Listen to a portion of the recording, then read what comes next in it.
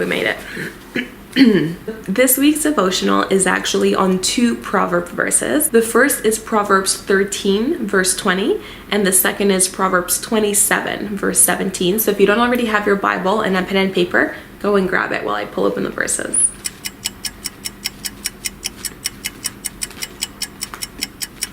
Are you back?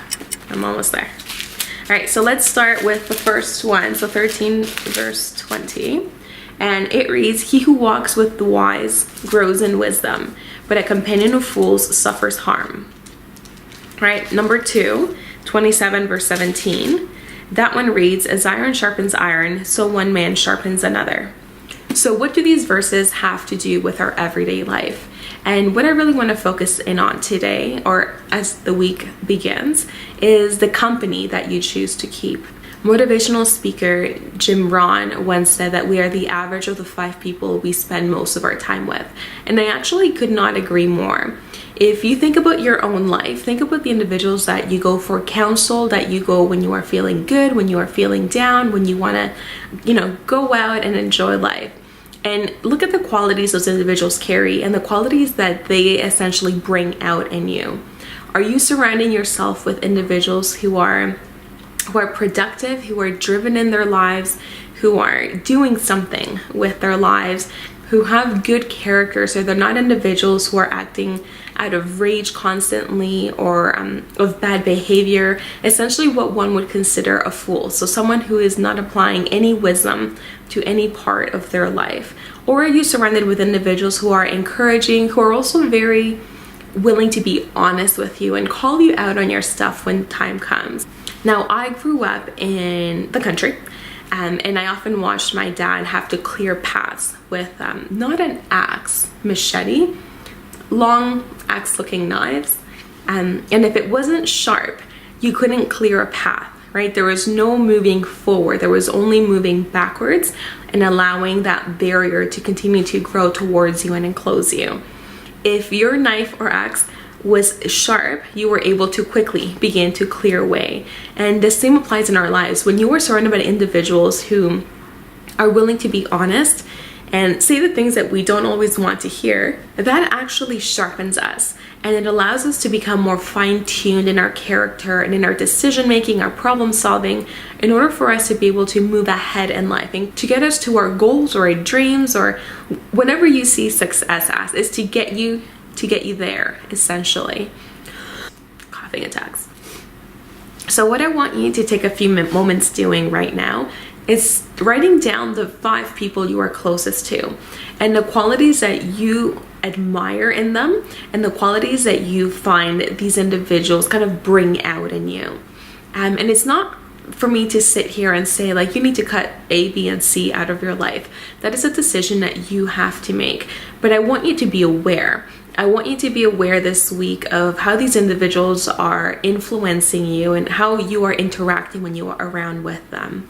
Sometimes we find that we can be one way. So you might be very compassionate and caring and a positive individual when you are away from certain individuals. But the minute you come into their company, suddenly you're more pessimistic, more negative, more critical and judgy. So these would be negative qualities that someone is bringing out within you.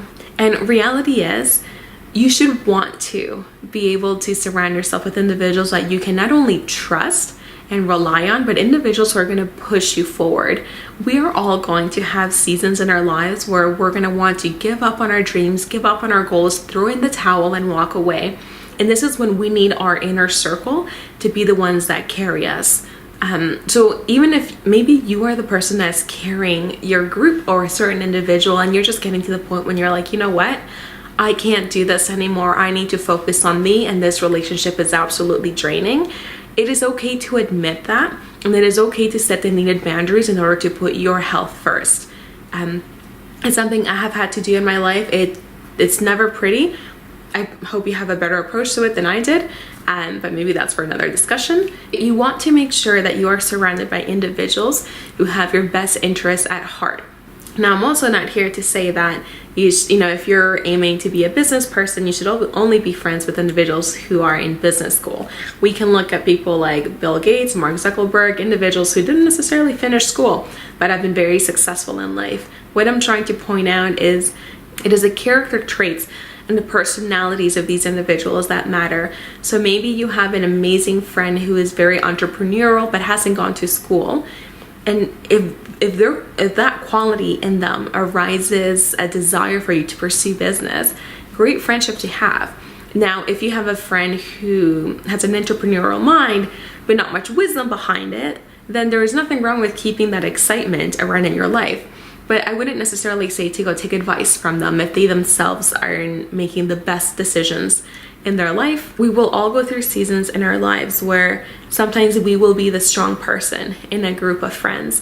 And sometimes you will need other people to step up to the plate. And I think that's the balance that we have to look for in our friendships. We shouldn't aim to just be with individuals who hunger after success.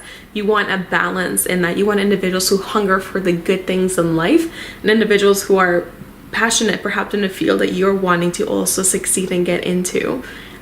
But what I want to encourage you to do as you're kind of going through the qualities of these 5 individuals you are closest with is to really become aware and be honest with yourself, because I think sometimes with our close friends we can almost ignore the red flags that exist. I want you to think of the individuals who are perhaps not the best influence in your life, and think about the boundaries that you might need to start setting in order to put yourself first. So if you have a group of friends who is always in legal trouble, always, either being arrested by cops or finding themselves in very compromising situations, and you're someone who's either trying to get into law school or business or medical school or even to volunteer at your favorite shelter, the consequences of being with these individuals will affect the outcome of your desires and your goals.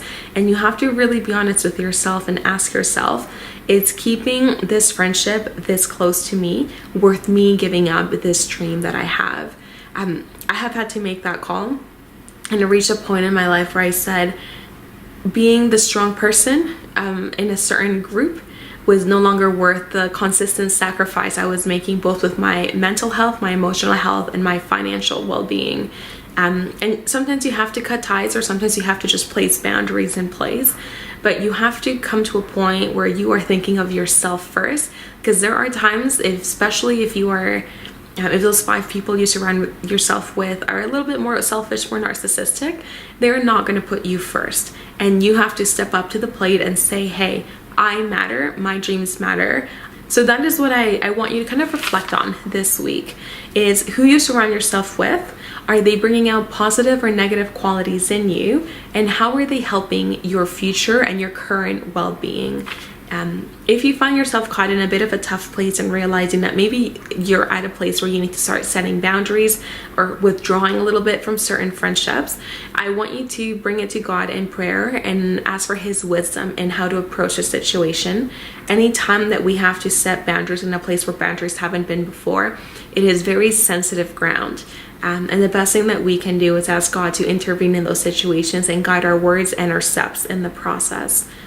So yeah, let me know in the comment below what your thoughts are of the 2 verses, and we'll touch base again on next week's devotional. Thanks for coming by.